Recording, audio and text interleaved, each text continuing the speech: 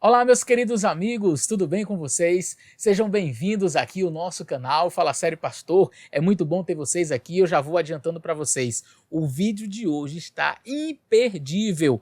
Olha, um dos melhores vídeos que nós já produzimos aqui nesse canal. Eu estou falando da entrevista com o Robert Diego. Para você que não conhece, o Robert Diego é uma pessoa que, desde a sua infância, ele passou pela disforia de gênero. Ele não se identificava com o sexo que ele havia nascido e então assumiu a homossexualidade, a transexualidade, fez mudanças corporais, inclusive ele chegou a fazer mudança de sexo. É? E você está curioso para saber como foi que ele veio para os braços de Jesus? Como é que ele está agora?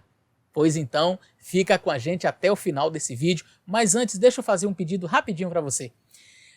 Nós estamos aí já com uma quantidade boa de seguidores ali no Instagram, em torno de 9.000 seguidores. E eu queria pedir a você que me segue aí no meu Instagram, PR Eleazar, esse que está aparecendo aí embaixo. E aí eu quero chegar logo aos 10.000 inscritos para que eu possa vincular os meus conteúdos aqui naquele arraste para cima, não é? Lá no meu Instagram também. Então, fica com a gente até o final desse vídeo, tenho certeza que vai ser uma bênção para você.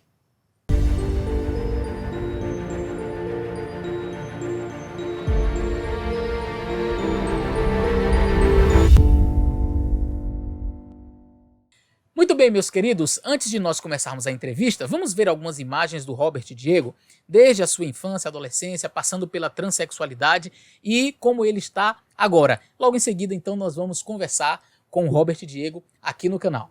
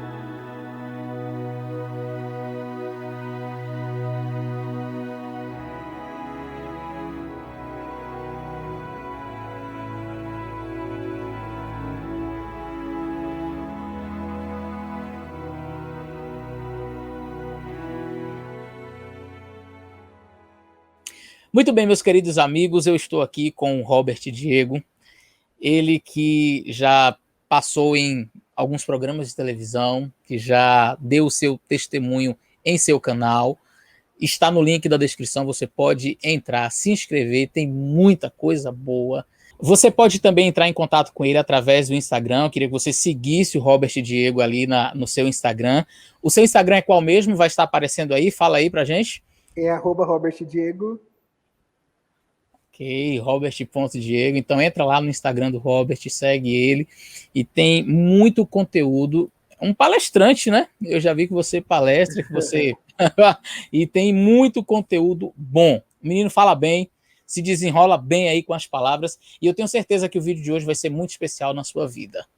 Cara, o que pensar, né, nos dias atuais, onde a, a sexualidade humana ou a pessoa, né, a sua existência está sendo colocada em xeque, seria o que é o ser humano, né? O ser humano é uma constituição biológica, ele é esse definidor, né, a partir da sua anatomia ou não? O ser humano, ele vai transcender isso e ele vai ser agora um ser humano que vive a partir só da sua consciência. A sua consciência é capaz de ditar o que ele é e como ele deve viver, acima do que o corpo dele mesmo disse o que ele é e como ele deve viver. Então, nós estamos nessa crise de entender o que somos. Eu acho que é a crise generalizada da pós-modernidade é o novo darwinismo, que eu diria hoje, para os nossos dias, né? Então, Darwin tentou tirar Deus da criação, e agora essas teorias de gênero e essa questão da transexualidade em si, né, vem fazer com que o humano agora saia de cena. Ele perde, então, a sua essência, que nada mais é do que a imagem de Deus de novo, né? Então, eles estão nesse conflito, tentando fazer com que a centralidade de Deus e do homem, as duas imagens divinas, eu vou dizer aqui, mas divina no sentido do homem ter a imagem e semelhança de Deus, sejam anulados. Esse é o nosso maior conflito e é no campo do pensamento, é filosófico. Só que a gente, muito tempo, deixou de lado isso. Como cristãos, nós negligenciamos o saber. Pensando na totalidade, né, olhando macro, a igreja evangélica ela é constituída em boa parte por pessoas analfabetas funcionais. Porque se 38% das pessoas que estão nas universidades, né, eles têm essa deficiência de não compreenderem o que leem, você imagina um pastor de uma igreja pequenininha, de um bairro, que não tem capacidade de compreender até onde ele está, ou como que ele vai interagir com a verdade bíblica, uma vez que existe uma cultura que ele aprendeu, às vezes em conflito mesmo com a verdade das escrituras. Então, entrar num assunto tão complicado, num tema tão complexo, tão espinhoso, que é a complexidade do ser humano, é difícil e às vezes não é desejado. Daí o que acontece? Deus começa a converter o coração de pessoas como eu, que viveu essa realidade. E aí você vem para o ambiente cristão com a dor do que você viveu, que foi um fato. Então você tem a capacidade de conseguir olhar para as pessoas que viveram e que vivem a mesma realidade que você. Em contrapartida, você olha para um outro lado, pessoas que não sabem lidar com essa diferença, porque é alguma coisa que elas não sabem nem explicar o que é, porque o padrão de compreensão do mundo para essas pessoas é um padrão certinho.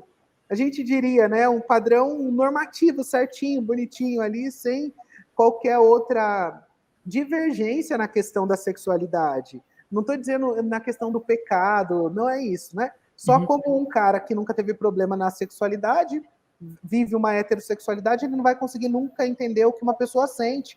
Ele pode chegar com um coração misericordioso, mas conseguir compreender o conflito existencial que essas pessoas vivem não é tão simples. Então a gente tem esses dois lados, quem sofre e quem quer entender essa realidade. Daí Deus faz com que pessoas como eu, o pastor Flávio e tantos outros, a gente se converte à verdade do evangelho para tentar, nos dias de hoje, ser essa voz que vem trazendo para o ambiente cristão a possibilidade de regeneração, de novo nascimento, né, de justificação, para todas as pessoas, indistintamente de como você tenha vivido. É óbvio que eu vejo que as pessoas notam na minha história uma extremidade profunda, né? Eles olham algo que é de uma violência estrutural muito, muito grande, ainda que eles acreditam mais do que eu nisso, sabe? Ainda que doa mais nas pessoas do que em mim mesmo. Porque eu sou bem resolvido, consigo lidar com essa realidade tranquilamente, como se nada acontecesse, sabe? Sou muito desencanado, mas as pessoas ficam um ponto, putz, e agora? E família, e casamento, e felicidade, e o sexo, e ser completo, né? Tanta coisa que passa na cabeça das pessoas, que não passa na minha, entende? Eu não passa na minha, mas na das pessoas está aí sempre esse conflito, porque elas estão sempre com essa visão que é uma visão binária, vou dizer assim, que é a visão real, ok, mas é essa visão que precisa encaixar o humano dentro desse molde que a gente pode chamar da heterossexualidade, né? Eles querem fazer esse encaixe, que eu me encaixo, óbvio, né? Mas eu me encaixo fora da caixa. Gostei, eu me encaixo fora da caixa. Gostei. Aí, Bem filosófico. Robert, cara, conta um pouquinho então da sua história pra gente. Você não precisa entrar em maiores detalhes, mas fique à vontade, conta um pouco da sua história. É a primeira vez que nós vamos entrevistar uma pessoa que passou pela experiência que você passou. E como você disse, algumas pessoas ficam assim, e como é que está, e como foi, e a vida dele, e casamento, e se ele vai ficar sozinho, e aquela coisa toda. Conta pra gente, assim, a sua história, o seu, sabe, o seu ponto de encontro com Jesus, como foi, o que fez você mudar, e até onde você foi no mundo da homossexualidade, neste campo amplo, porque quando a gente fala de homossexualidade, tem hoje uma variedade muito grande. Você tem o travesti, você tem o transexual, bom, enfim, a sigla inclusive é grande, LGBTQIA+, e por aí vai. Então, você chegou até que ponto, quão longe você foi, como foi o seu encontro realmente com Jesus? Fala pra gente aí da sua história. Cara, pastor, falar sobre mim aqui assim, para mim é curioso, porque eu gosto de deixar o pensamento bem livre. E eu sempre que eu estou com o pessoal no trabalho, ou eu estou na vida, em comunidade, o que fica evidente é que eu não sou igual a ninguém e nunca desejei ser como ninguém. Então eu tenho muitas... E aqui não é um orgulho de querer ser o diferentão, mas é porque a vida se desdobrou dessa forma com muita naturalidade. Então, na infância e na adolescência, não tanto, porque você é imaturo, você não consegue ter discernimento do que está acontecendo à sua volta, você não consegue ter filtro contra os ataques, contra os maus tratos, contra a rejeição.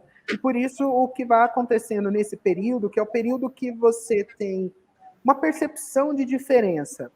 Quer dizer, por que eu sou diferente dos outros? Porque parece que os outros vivem uma vida normal e parece que comigo a minha vida não é normal. Porque é ruim que as pessoas não consigam me respeitar como uma pessoa que talvez seja um menino um pouco mais delicado, eu poderia colocar assim. Como a gente vê, as pessoas acreditam que a criança delicada por si só nasceu dessa forma, e não necessariamente. Porque ser uma criança delicada, como a gente pode ver uma criança de 2 anos, 3 anos, 4 anos, não quer dizer que essa delicadeza defina, se for um menino, né? Defina a masculinidade e nem feminilidade, essa delicadeza. Porque o que vai definir isso no futuro é como essa criança vai interagir até mesmo com a delicadeza.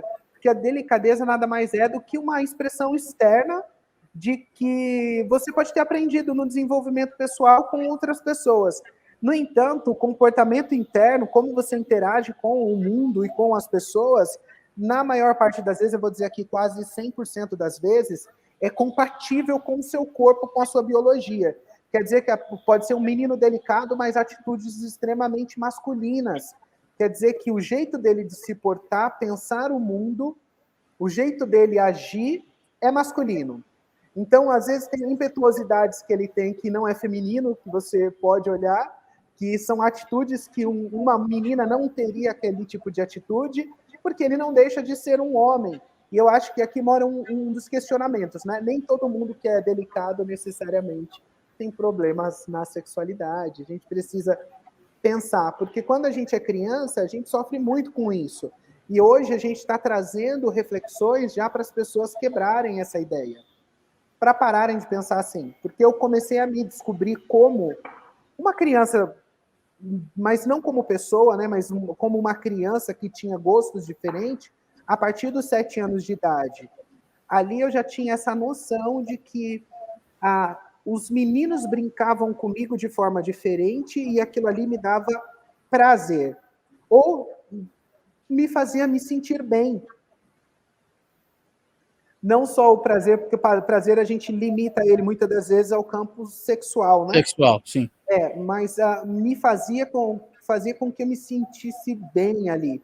E isso foi, com o passar do tempo, me mostrando que que a forma dos homens demonstrarem amor era daquele jeito. Porque o amor de atenção, de sentar, de ensinamento, de proteção, de condução, eu nunca presenciei ele da parte masculina. Então quer dizer que apareceu ali uma hora específica aonde que os homens mostraram de outro jeito isso.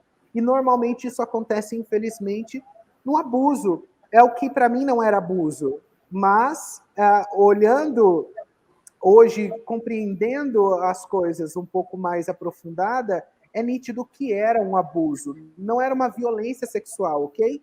Mas era algo que era feito a partir de um adulto para uma criança. Então, quando eu penso nessa questão do abuso em si, hoje, com mais profundidade, eu consigo compreender que se tratava de um abuso. E é uma das críticas que eu tenho feito e é um dos pontos que eu tenho refletido. Então, eu vejo hoje de outra forma. Na época eu não via como um abuso, mas hoje eu olho os adolescentes que tocam em criança, e pode ser aqui 12 anos, 8 anos, 11 anos, 7 anos, essa descoberta que algumas pessoas diriam, na minha concepção hoje mesmo, eu vejo como um abuso, coisa que na época não. Parecia que era algo natural, o que na realidade não era, porque isso vai trazendo marcas e vai fazendo com que você vai criando certos tipos de comportamento e até mesmo descobertas de sensações que vai estimulando você a querer isso mais, o que a gente chama de uma sexualização precoce. E isso vai trazendo desdobramentos na vida incalculáveis. Pessoas que vão passar 30, 40 anos para ter que lidar com essa realidade que começou na infância. Por isso, a minha infância foi hipersexualizada. E eu digo para algumas pessoas, parece até duro, mas essa hipersexualização, essa exposição à sexualidade na infância, matou a minha capacidade de demonstrar a sentir, né, e demonstrar emoção, de certa forma. Eu me tornei uma pessoa extremamente mais fechada nisso, ao ponto de não entregar o coração. Eu podia entregar o corpo, mas não o coração. E isso é um desdobramento que vai acontecendo natural. No meu caso, aconteceu assim, né? Outras pessoas são bem mais emotivas, que não é esse caso, que tem essa necessidade de afeto, e que não foi o meu caso. Porque parecia que o afeto era suprido de que forma? No toque, no abraço, no desejo, na manifestação de um interesse sexual, o que acabava suprindo essa carência, que talvez é uma busca, né, de uma reparação de algo que você não teve. A gente pode pensar numa paternidade aqui, ou de homens referência na masculinidade do menino, que é o centro para que o menino desenvolva sua masculinidade. Ele vai precisar de um homem. Ele não vai aprender isso sozinho. Ele vai precisar disso. Por isso, o meu desenvolvimento de infância foi mais com essa realidade, até que na adolescência a televisão, a internet, na época a malhação, começou a demonstrar os conflitos que existiam em mim em um personagem. Ali eu comecei a ver que era possível eu encontrar respostas para os meus conflitos. Quer dizer que alguém vive como Mídia, eu. então, te influenciou. A Malhação, a A novela te Malhação na época, né? Estou falando aqui no ano de 2000, no ano de 2000, 2001, a gente, antes de ir para a escola, assistia tal, e ali um personagem que vivia a mesma realidade que eu apareceu, e foi o primeiro questionamento, porque eu olhei para ele e eu pensei, eu sou como ele.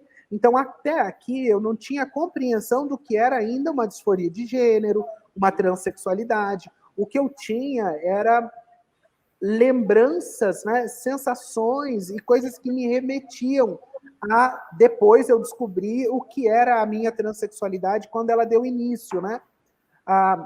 Mas não, aqui a Malhação mostrou um personagem que era um gay. E ali eu olhei e falei, eu sou gay, então. Eu sou como ele, e agora começa aquilo criar dentro de mim uma confusão, porque já estava ali dentro, mas não tinha uma explicação óbvia.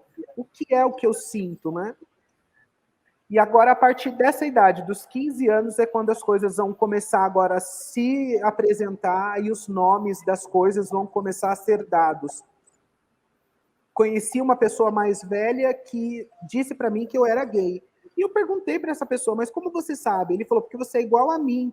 Mas eu falei, mas eu não entendo nada disso. E aí essa pessoa disse, aqui perto, no centro da cidade, existe uma discoteca, um lugar onde pessoas gays frequentam.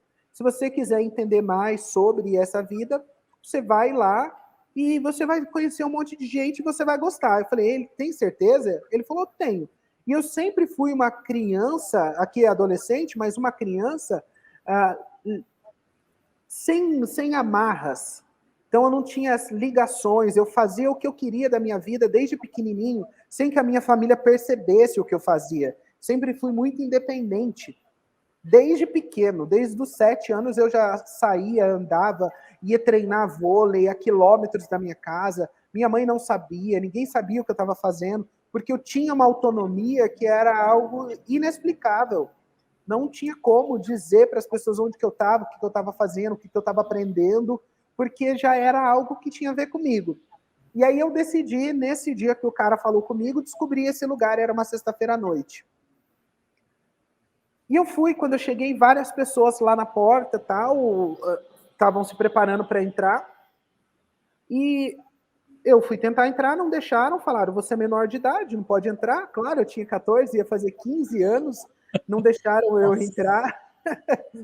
Aí eu conheci uma pessoa que estava lá, me olhou, um menino, eu olhei para ele, rolou um clima, e foi a primeira vez, então, que literalmente as brincadeiras deixaram de ser brincadeira. Então, o toque no corpo parou de ser só toque no corpo, ou o sexo oral, coisa do gênero, e se transformou num ato sexual em si, com afeto também, porque foi a primeira vez que rolou beijo na boca, rolou abraço e rolou penetração. Foi ali que, então, o mundo abriu, agora ali foi definitivo. E uma mensagem que veio na minha mente nesse dia foi que quando esse cara tentou tocar na minha genital, eu logo o meu cérebro mandou uma mensagem para mim. Ele não pode tocar em mim porque eu sou uma mulher. E eu tirei a mão dele do meu pênis, é algo que entre 2 homens gays é natural que aconteça isso, mas eu tirei a mão do meu pênis para que ele não tocasse, ele não tocou, tal, e ficou nisso. Só que aí me fez lembrar, quando eu tinha 7 anos de idade, a primeira vez que eu tive contato com uma pornografia explícita, um vídeo, justamente na hora que o cara estava tendo relação sexual com a mulher, na hora minha mente recebeu uma mensagem: ser mulher é bom. E aí isso ficou na minha mente, com 7. Depois, com 9 anos de idade, numa brincadeira dessa que os meninos tinham o costume de fazer, um menino acabou ejaculando nas minhas costas, e eu cheguei em casa, fui tomar banho, comecei a chorar muito, porque eu ia engravidar. Então, era um menino que não tinha tido a concepção, não tinha tido a compreensão de quem era. Não teve um rompimento, vou dizer assim, pensando em psicanálise, não teve um rompimento com a mãe. Ele ficou ligado ali ainda, não tinha saído do mundo feminino, porque ninguém tirou ele. Ninguém fez esse rompimento que é necessário para o desenvolvimento, pensando de forma psicanalítica. E um outro ponto que me fez lembrar também foi quando, mais ou menos nesse período, eu e o meu irmão mais novo, nós temos 11 meses de diferença, e nós ganhamos bicicletas. Eu era mais alto do que ele, como sou, e ele ganhou uma bicicleta que era mais colorida, então era com roxo, com verde, com branco, e a minha era preta. Quando eu olhei as duas, o meu olho brilhou naquela colorida. E eu achei que ela era minha, mas não, a minha era outra. E eu fiquei triste por conta das cores, porque a cor que eu queria era aquela. E fora os desenhos animados, Flashman, Changeman, que eram os desenhos de antigamente, que eu sempre escolhi a personagem feminina para me representar, porque tinha que ser uma mulher, porque o meu mundo estava forrado pelas mulheres. Então aqui é o recorte para mostrar que aquela mensagem que eu recebi, que eu disse para o menino não me tocar, ela tem a ver com essa construção da vida, como que eu estava me enxergando, né? E foi a partir dali que, então, o mundo se abriu, e agora, naquele lugar, eu comecei a conhecer pessoas, conheci transexuais. Foi a primeira vez... Deixa eu só te fazer, abrir um parênteses rapidão, porque eu posso esquecer depois, mas será que é por isso, Robert, que muitas pessoas na condição homossexual olham para si e dizem, eu nasci assim? Porque desde que se entendem por gente, desde que as suas memórias lhe permitem recordar, eles lembram destes episódios, então eles não conseguem lembrar de um momento em que não fosse assim, talvez por não ter esse rompimento com o elo materno ali, não é? Essa transição que você falou. Será que é por isso que as pessoas que são homossexuais dizem, não, eu nasci assim? A gente não tem como fazer, não é tão simples essa resposta. Mas o que eu consigo pensar é que eu não acredito que seja algo que a pessoa nasce sem ter aprendido. Porque quando eu penso que se trata de um comportamento pecaminoso, e o pecado ele sempre tem a ver com prazer. Prazer no sentido, ele é gostoso. Tem a ver sempre com ter a vantagem. Ninguém vai cometer um pecado que ele não se sinta vantajoso, com uma certa vantagem naquele momento. Então, se eu estou contando uma mentira, é porque eu quero me beneficiar. Se eu estou enganando alguém, é porque eu quero ter benefício com isso. Se eu sou orgulhoso, eu estou tirando benefício com isso. E na questão da sexualidade também, se eu estou fazendo algo que me dá prazer e que é pecaminoso, tem benefício com isso. Quer dizer que em algum momento específico eu percebi que isso era prazeroso, era bom e que eu gostava. Mas quando eu comecei a ter clareza sobre isso, aí a gente não consegue definir como isso começa. Porque pode ser que uma criança no feto seja influenciado pela mãe, a mãe deseja tanto um filho e tem uma filha na barriga, que isso pode, de certa forma, influenciar a criança por um comportamento aprendido aqui, uma influência da mãe, e aqui eu estou pensando psicologia comportamental. Sim, sim. Na comportamental vai dizer que o feto já é influenciado justamente pelos desejos da mãe, ou uma palavra liberada, o que seja. Então quer dizer que a pessoa nasce assim, ela nasce desse jeito como se fosse uma coisa genética? Não. É algo que em algum momento ela aprendeu e pode ter aprendido no feto. Por isso que ela não vai ter consciência qual foi o momento que ela aprendeu. Ela pode ter aprendido assistindo alguma coisa com 1 ano, 2 anos, 3 anos, sem ter uma percepção de alguma coisa que ela viu, estimulou ela, e agora aquilo ali marcou ela, porque nós estamos pensando aqui num mecanismo carnal. Mas a gente não pode se esquecer no que nós temos uma parte imaterial funcional, que essa parte é tanto influenciada pela nossa vida aqui, como espiritualmente. Então, a gente não pode esquecer que nós temos um inimigo pronto para marcar crianças na mais tenera idade. Quer dizer que ele vai influenciar também as nossas escolhas e as nossas decisões. Vai colocar estímulo para que isso aconteça, e a partir disso a gente vai dar respostas a isso. Então, a criança dá resposta ao pecado a partir do momento que ela é um feto e até a partir do momento que ela nasce. Ela vai dar essa resposta durante toda a vida dela. Automaticamente, a gente está pensando que em pecado me concebeu minha mãe, todos os Estava pecados. pensando nesse salmo, em pecado fui gerado, em pecado me concebeu minha mãe. Incrível. Mas não quer dizer, naturalmente, que com todos os desajustes, mesmo dentro da barriga da mãe, ou com pequenas cenas que tenho visto, que isso vai determinar as escolhas sexuais que a criança vai fazer. Quer dizer, se bem encaminhada, se bem orientada, se tratada da maneira certa, como você falou, o elo sendo desfeito, a transição correta, não chegaria, por mais que teve todos esses desajustes, a criança poderia conseguir, então, se ajustar, porque não é uma coisa genética, como você apresentou. A gente pode minimizar, né? O que a gente fala é que no desenvolvimento pode ser que a gente consiga, de certa forma, reduzir danos. Porque se a masculinidade ela é um rito de passagem, como sempre foi, Sim. A gente vê os judeus, eles têm o bar mitzvah, que é um rito de passagem. A gente tem os islâmicos, índios. Eles têm o rito de passagem. O índio tem rito de passagem. Sim. Mas o Ocidente quebrou a nossa capacidade de fazer esse rito de passagem para o menino. Para a menina, não, porque é mais natural, porque ela tem o ciclo menstrual. Ela tem o seu aniversário de 15 anos, que são ritos de passagem para a menina. Mas o homem não. Porque a gente tem uma crise masculina muito profunda no Ocidente, onde os homens se tornaram, desculpa o termo, mas imbecis. Então, eles se tornaram só pessoas que replicam uma uma idiotice mesmo, mas eles replicam uma forma de ser incapaz de lidar com a complexidade total da vida e de o que é ser um homem. Então, se ele não sabe o que é ser um homem, como que ele vai ensinar o que é ser homem? Aí eles se eximem dessa responsabilidade.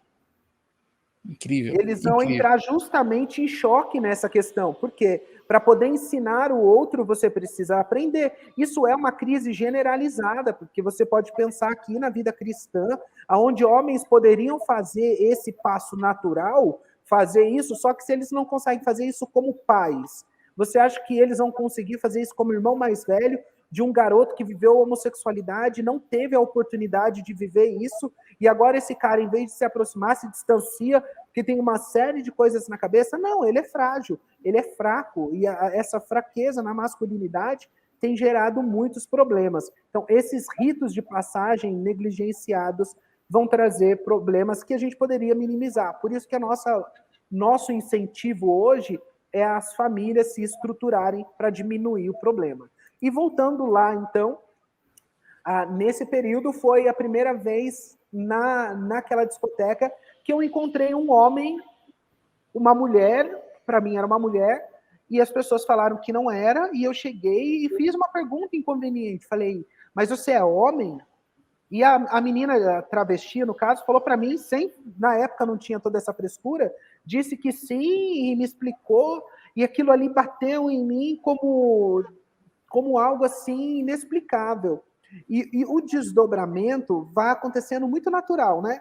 Porque não é que a gente cria planos, você não está criando uma forma, você não está criando um mecanismo de como lidar, porque a vida vai acontecendo. A gente não programa, eu não programei nada do que aconteceu comigo. Eu fui vivendo os dias com as coisas que iam acontecendo. E ali eu fui encontrando pessoas que tinham os mesmos questionamentos, as mesmas dúvidas. Depois a prostituição apareceu num lapso de segundo. Foi o primeiro programa, depois disso o segundo. E aí eu encontrei adolescentes que estavam em transição de gênero também. Nessa idade a gente transicionou junto, a partir daí eu vivi a transexualidade como um trans, né? Não como uma mulher trans, mas ali só mudando o corpo. Eu entrei em crise também, mais ou menos nesse período, porque de noite eu me vestia de mulher, de dia eu ia para a escola. Aí eu fiquei entrando numa crise. Quem sou eu? Eu sou o Robert ou eu sou a Sabrina? E eu fiquei durante um tempo vivendo sem conseguir fazer a transição direta, por conta da escola e da família. Até que um dia eu consegui e decidi, falei, não, eu sou a Sabrina, e ali eu sepultei o Robert. Foi no ano de 2002, se não me engano. Foi o ano de 2001 para 2002, no final, foi quando eu sepultei o Robert. A partir dali, nunca mais eu me vesti de homem, né? E nem fui tratado como tal. E foram os anos se escorrendo. Você tinha quantos anos, mais ou menos? 16. Com 16 anos surgiu a Sabrina. Com 15 para 16, com 16 foi efetivo. Entendi. Ali, mas até então você só se vestia. Só me vestia de noite, e de dia eu ficava como menina, de noite eu ficava me vestindo como mulher, né, no caso. Okay. E aí eu fui até fazer, então, agora, conhecer outras pessoas, mudar de cidade, sair da casa dos meus pais, e ali eu fiz a transição definitiva, né? Prótese de silicone, mega hair, silicone industrial, aquele desdobramento quase que antigamente um pouco mais natural para todas as pessoas que eram trans. E com 18 anos fui para a Europa a primeira vez e comecei cada vez mais a aprofundar e vivendo aquela realidade, até que no ano de 2010 eu decido ir para Bangkok, porque aqui, ó, lembra a Malhação? Me dando direção de quem eu era, explicando uma pessoa que vivia mais ou menos parecido com a minha história. Sim. No ano de 2009, eu encontrei um documentário nos Estados Unidos chamado My Secret Self, algumas amigas me enviaram, que eram crianças transgêneros, e eu não tinha nunca ouvido falar de transgênero, o que era. Eu vivia como uma pessoa transexual, mas eu via que eu tinha amigas que tinham comportamentos e gostos que eram completamente diferentes do meu, que era uma vida completamente oposta da que eu vivia. que eu tinha uma vida muito diurna, uma realidade muito próxima de uma passabilidade, sabe?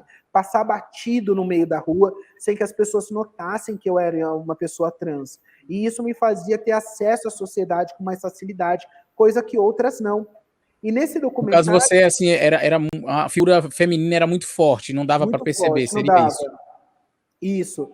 E aí eu fui e vi nesse documentário, então, uma explicação do que era uma pessoa transgênero, uma pessoa que tinha disforia de gênero, que não tinha a mente, a consciência da pessoa não era compatível com o sexo biológico. Quer dizer que a cabeça dessa pessoa se via como uma pessoa do gênero, do sexo diferente, que no meu caso era feminino, mas eu tinha o pênis. Ali eu descobri que eu poderia fazer a mudança de sexo para poder adequar a mente e o corpo. Ali eu entendi quem eu era mais uma vez. Então a Malhação me mostrou um caminho e agora aquele documentário nos Estados Unidos me mostrou um outro caminho de descoberta de quem eu era.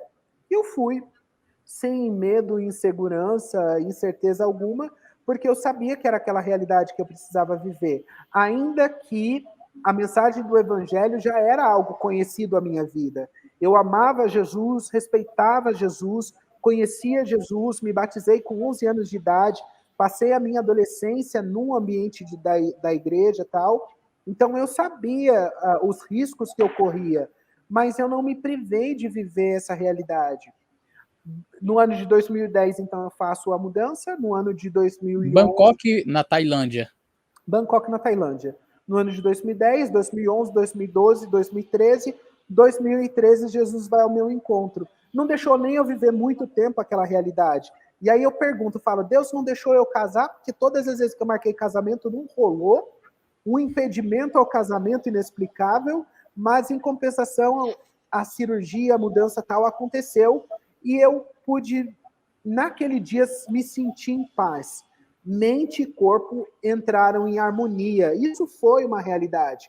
Por isso que eu entendo o sofrimento de quem vive.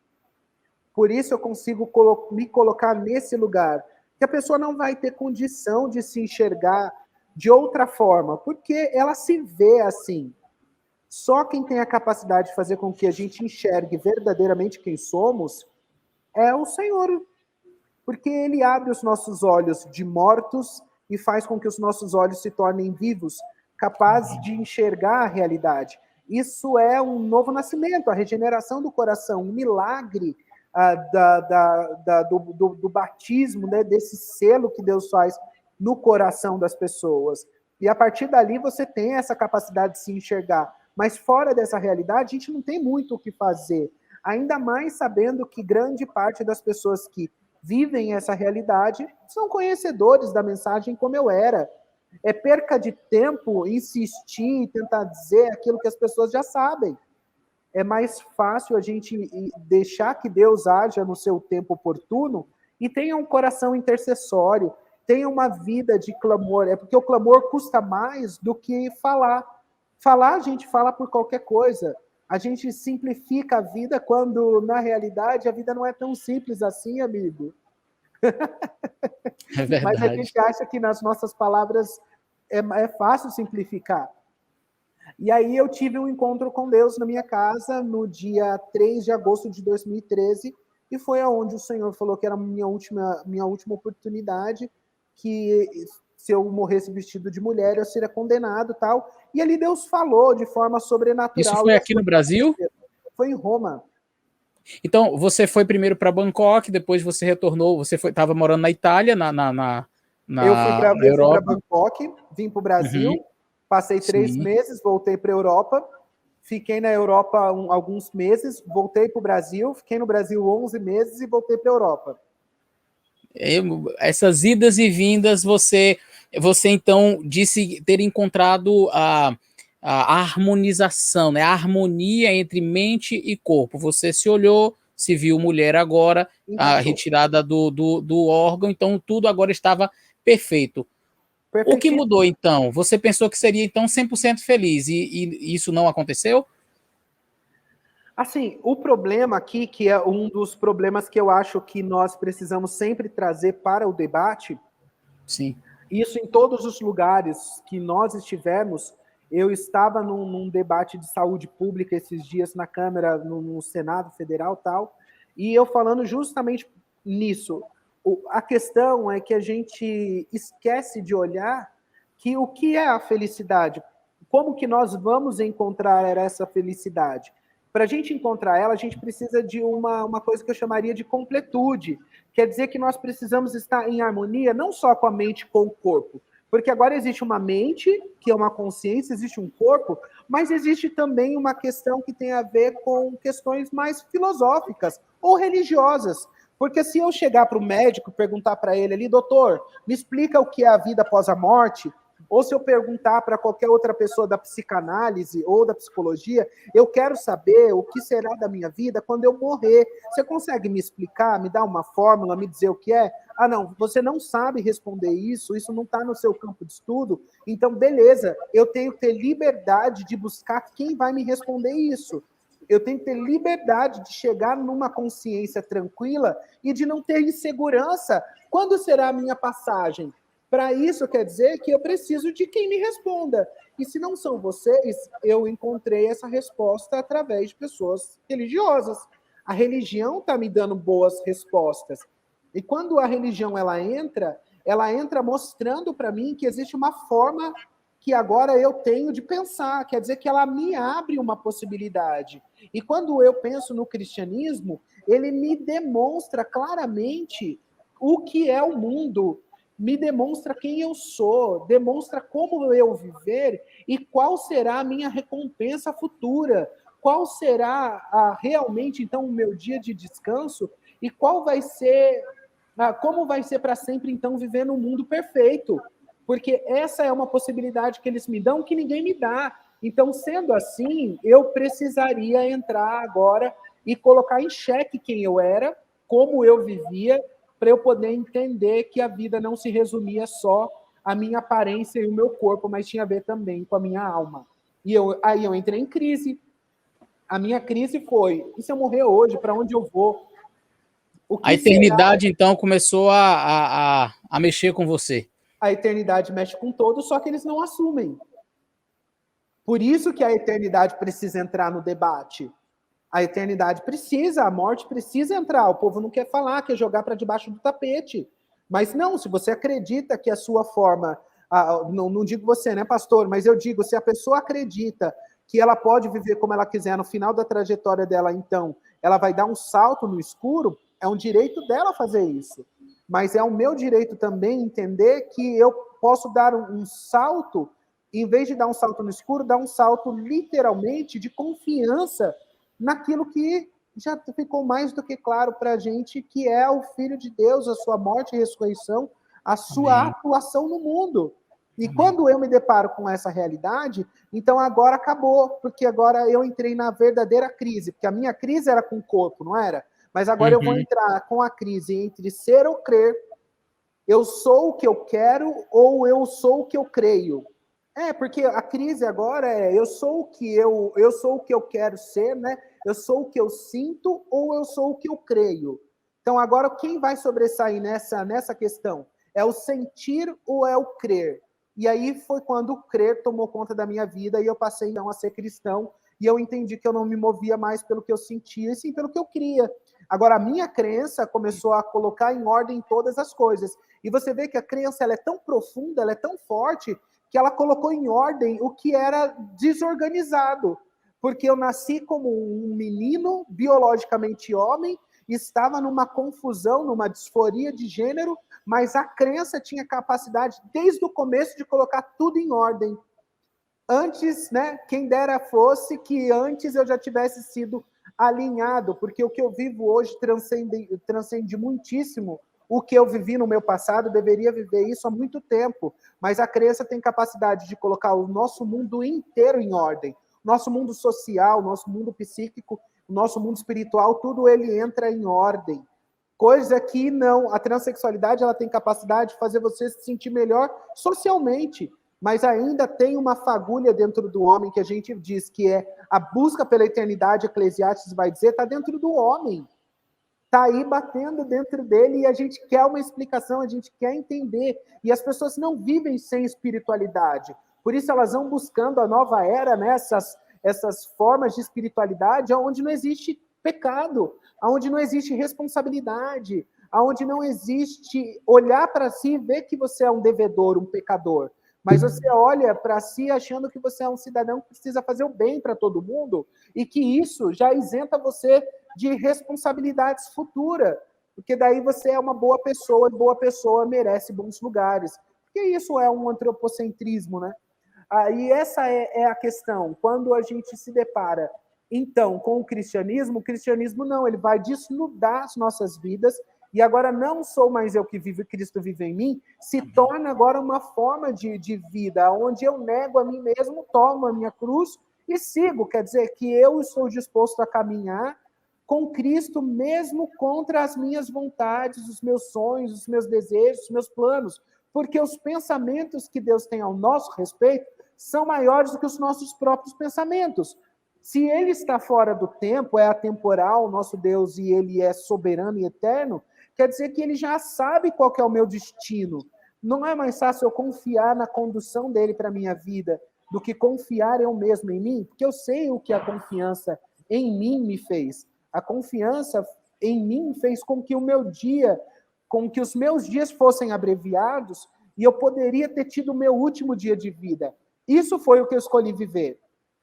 Mas Deus, de forma soberana, me deu uma oportunidade de viver uma outra coisa. Isso é, não sou eu que vou agora comandar a minha existência pelos meus sentimentos, mas eu vou viver a partir daquilo que eu creio. Que incrível, que incrível. Nossa! Bom, você então, depois disso, entregou-se a Jesus, você resolveu esta crise existencial, não era mais agora uma crise de corpo versus mente, agora era realmente a crise espiritual, era o eterno clamando dentro de você, a eternidade dizendo estou aqui e para onde você vai, e você então decide lançar-se nos braços de Jesus e dizer eu quero viver a eternidade com Cristo. Uma vez que você faz isso, parece que todas as outras coisas, como você disse, se ajustaram, tudo tomou o seu devido lugar, mas a pergunta, e essa pergunta eu acredito que muita gente faz, e foi dos tópicos que você abordou. Bom, a cirurgia de mudança de sexo, ela é irreversível. E agora? E para onde vai felicidade? E para onde vai, então? Você disse que agora está completo, que você está em Cristo, que você está com tudo ajustado, mas e casamento e felicidade é possível? Como que você se enxerga? Você chegou a dizer algo muito interessante em dizer que essa é uma preocupação mais das pessoas do que necessariamente uma preocupação sua. Você está bem resolvido, está feliz, mas destrincha um pouco mais para a gente isso aí. Assim, se o que nos motiva a sermos felizes são coisas passageiras, a gente corre o risco de colocar nesse lugar a nossa confiança demasiadamente. E você se descobrir, porque eu acho que uma crise mesmo que nós temos, ocidental dizendo, é uma crise de autoconhecimento. Então, as pessoas entenderam que elas precisam encontrar num outro um ponto de apoio para que elas consigam se sentirem mais felizes, acreditando que justamente a felicidade ela está nessa realidade toda. O que, no meu caso, particularmente, eu descobri o que é ser feliz a partir da confiança, né? A partir do relacionamento em Cristo. Eu descobri que ele é o ápice da completude quando ele apresenta para mim que ele não foi feliz no casamento, quando ele não precisou casar para ser uma pessoa completa. Então eu olho para ele como um parâmetro de existência que me demonstra que ele tinha o que ele precisava para a felicidade. Porque você ser solteiro não quer dizer ser sozinho. Uma coisa precisa ser complementada com outra. E eu estava com uns amigos ontem, e é isso que acontece. O solteiro ele precisa estar em família. Porque o que é estar em casa e dormir sozinho? Dormir sozinho, para mim, é um detalhe.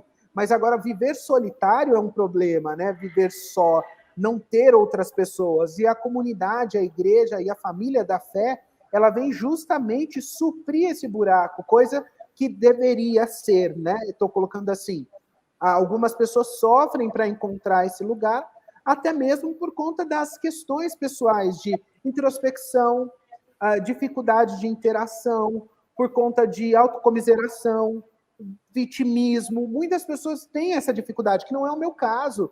Então, as pessoas se aproximam muito de mim e vai fazendo com que eu consiga criar essas amizades, o que vai suprindo carência. Não há carência porque eu estou sempre com pessoas que vão me dando esse suporte. Por isso que o casamento, no meu caso, é facultativo. Poderia haver, né, a possibilidade, não tem dúvida disso.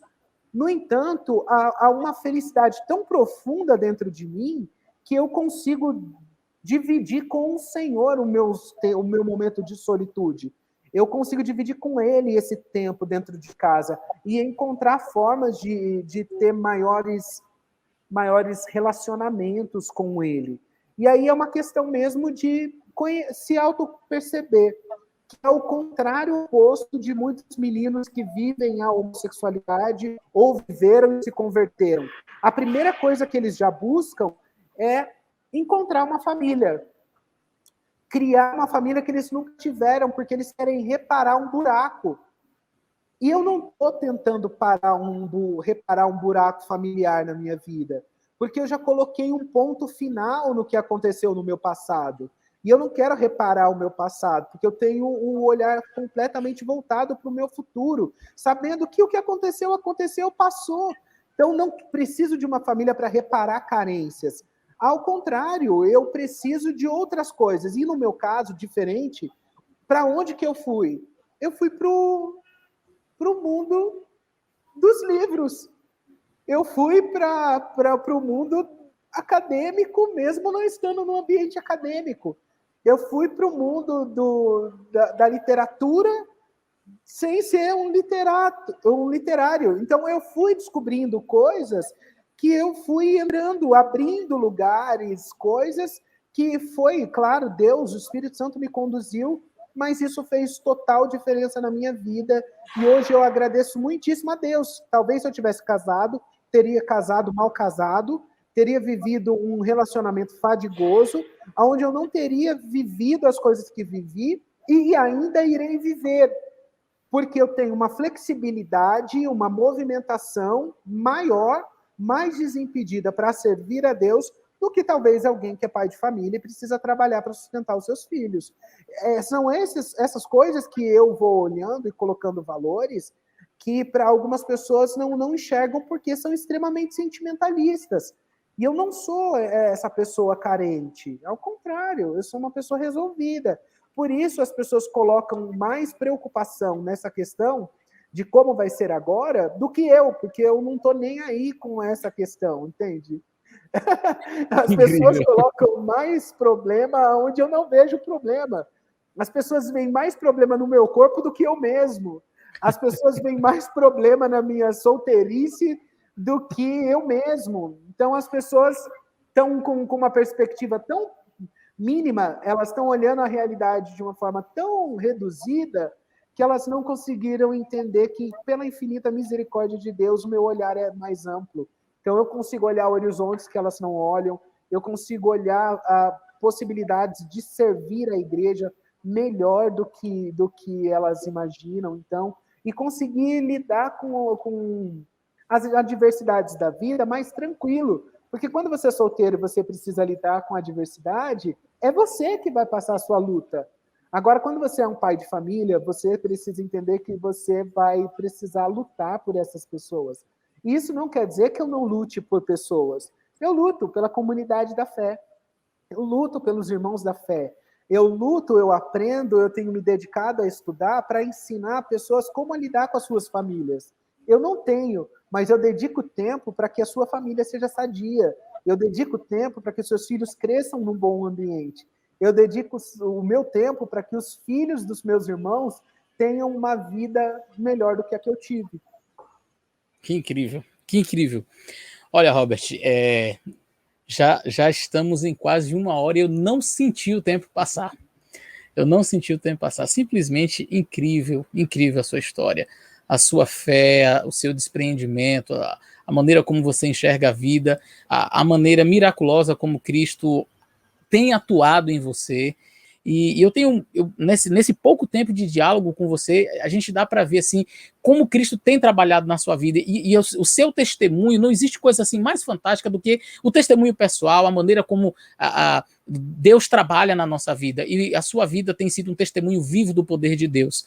E por que eu estou exaltando? Naturalmente, eu sei que você não se sente assim exaltado, mas por que eu exalto o testemunho? Porque muitas pessoas que já me viram falando sobre a temática da homossexualidade, da Bíblia, enfim, chegam e dizem assim: pastor, para você é muito fácil, você é hétero, você é casado, você não é? Você tem a sua vida, mas vai falar isso para você não sabe, você não vive na pele, vai falar isso com a pessoa que... Então, ouvir pessoas como você, como a Juliana Ferron, que passou aqui pelo canal, o Marcelo Santana, o Senhor X, que foi o primeiro que eu entrevistei, o pastor Flávio Amaral. Então, pessoas assim mostram para todo o planeta Terra, é possível sim ser feliz, é possível sim viver com Jesus. Eu não preciso necessariamente cumprir os padrões exigentes, né, que algumas pessoas impõem. E eu digo isso até falando assim de maneira eclesiástica mesmo. A gente chega na igreja e as pessoas já querem, não, vamos arrumar um casamento, a pessoa tem que casar aqui porque senão não foi curado, Jesus não fez a obra. Mas não, a gente percebe, como você disse, eu sou uma pessoa bem resolvida, sou uma pessoa que está em paz e tenho a minha liberdade de testemunhar, de pregar, de falar, de fazer a diferença na vida das pessoas. Que incrível o seu testemunho, que incrível, eu estou realmente impressionado. Pronto, fala para a gente aí as suas últimas considerações, deixe uma mensagem importante para as pessoas que assistem aqui o nosso canal. Eu quero pensar uma coisa que... A conversão, ela é linda, né? A gente vê uma atuação divina na vida, no coração, né? Mas a gente tem a história, o tempo, desdobramentos depois de muitos anos de conversão. E a vida, ela é um desafio que a gente vai viver. Você vive, pastor, eu vivo, e qualquer cristão na face da terra vai viver os seus desafios. O que nós precisamos ter sempre no nosso coração é lembrar que as misericórdias do Senhor, elas são um motivo de não sermos consumidos. E que eu estava conversando com o pessoal ontem no carro, que há pecado nas nossas santidades, muitas das vezes. Porque se há orgulho, soberba, né? Tudo isso na nossa santidade, como eu já vivi essa realidade, tá? Eu estou dizendo de mim, que vivi essa fase de ter esse orgulho, de se sentir uma pessoa perfeita. Até que eu descobri que eu não era uma pessoa perfeita. E fazer com que as pessoas hoje entendam que nós seremos aperfeiçoados caminhando no desenvolver da vida, que a gente precisa confiar que ele começou a boa obra, ele vai terminar. E não é uma coisa só, não é um desenvolvimento, né? Os apóstolos andaram com Jesus, mas só depois de Pentecostes, e olha lá, o apóstolo Paulo ainda deu uma burdoada em Pedro, dizendo que muito admirava ele, que Pedro tinha andado com Jesus, e já estava se metendo de volta a fazer as velhas práticas que ele fazia no judaísmo.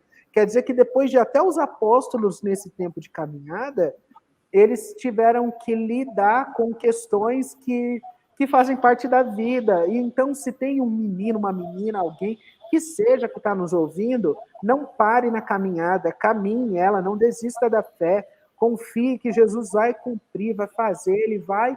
Com o passar dos dias, eliminando coisas da nossa vida, outras coisas virão, serão eliminadas também, outros pecados novos surgirão, e a gente está constantemente até que o nosso corpo seja glorificado. Nós estamos nesse processo, não desista de passar ele, insista nele, não se preocupe com o que as pessoas vão dizer, porque normalmente as pessoas vão querer perfeição nossa, porque o pecado na área da sexualidade, na homossexualidade, na transexualidade, é um choque natural que acontece.